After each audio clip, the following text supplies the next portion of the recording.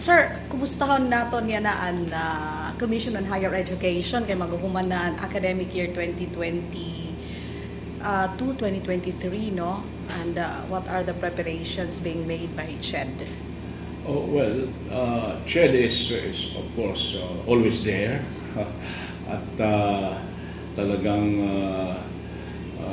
nagsisipag para lalong maibigay yung mandatong di kalidad na edukasyon pang kolehiyo, pang universidad. At under the leadership of Chairperson Secretary Popoy De Vera,